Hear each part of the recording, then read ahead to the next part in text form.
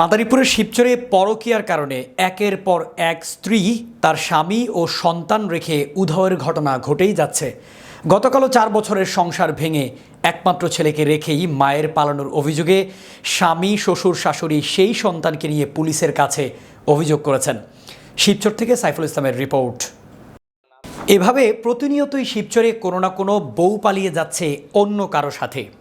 যেখানে পূর্বে শোনা যেত নারী নির্যাতনের একাধিক অভিযোগের কথা, সেখানে বর্তমানে উল্টো নারীরাই পুরুষকে নির্যাতন করে টাকা পয়সা নিয়ে উধাও হওয়ার ঘটনাটা বেশিই দেখা যাচ্ছে।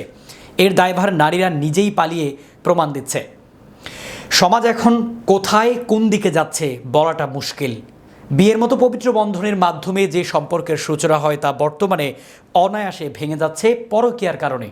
আমাদের দেশে ভয়ঙ্কর ব্যাধি পরকীয়ার জন্য ভাঙছে সামাজিক ও পারিবারিক জীবন। পরকীয়ার ফাঁদে আটকা পড়ে বলি হচ্ছেন নিরপরাধ সন্তান, স্বামী অথবা স্ত্রী। পরকীয়ার পথে বাধা হওয়ায় নিজ সন্তানকেও নির্মমভাবে হত্যা করছেন তার মমতাময়ী মা। আবার কেউ বা পুঁতে রেখেছেন বাড়ির আঙিনায় কিংবা খাটের নিচে। পত্রিকার পাতা খুলতেই চোখে পড়ে এমন সব খবর।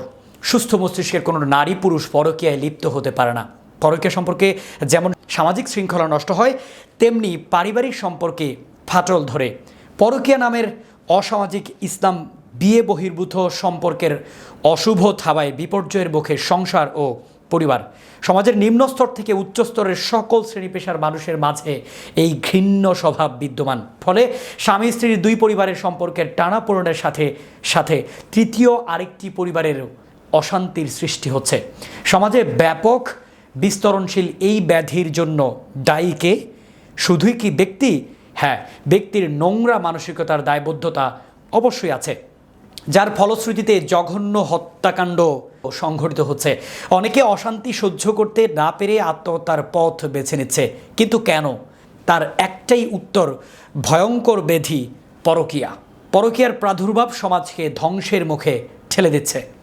প্রথম থেকে আজকে আমার আব্বা মধ্যপুরে আপার বাসায় গেছে, মানে এই বাসায় পরে আনতে গেছে। পরে ওরাই যেমন আইসে আর পরে শিবচর মার্কেটে থেকে। আপনার স্ত্রীর নাম কি? স্ত্রীর নাম রহিমা। বিয়ে কতদিন হয়েছে? বিয়ে 4 বছর, 4.5 বছর। এই বাচ্চা কয়টা? একটাই। এই বাচ্চা ফেলে কি করলো? আজকে কি ঘটনা ঘটছে? বাচ্চা আব্বা আর আমার কাছে রাইখে আমি একটু মার্কেটের ভিতর থেকে কিছু কেনাকাটা করে আনতাছি, আপনারা এদিকে একটু পরে গেছে গা। পরে হেরা তো বয়স্ক মানুষ, মোবাইল টোবাইল নাই এর কাছে। পরে ঘন্টা 1-এর মতো দাঁড়াই রয়েছে, পরে দেখে আসে না। পরে খুঁজছে ওদিক দিয়ে অনেকক্ষণ, খোঁজার পরে যেমন আর পায় নাই। পরে বাসায় চলে গেছে। বাসায় যে আমার কাছে কইছে যে আমি কি তোমার গাড়িটা তো দেরি কে, আর আগে তো আসার কথা আছে। পরে রহিমে মনে আমার কইলো একটু দাঁড়ান।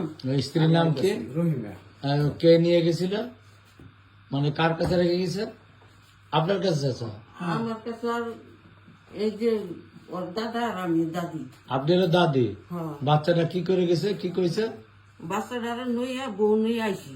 কোন জায়গায় আছে? হাসপাতালে 5 সপ্তাহ আইসি। বোনের বাসা আছে। কার বোনের বাসা? খালার বাসা। রহিমার বাসা। রহিমা এর স্ত্রী। তারপর আমরা আনতে গেছি। আমরা আমাদের ঘটনা কি হলো, আমরা একসাথে খাই।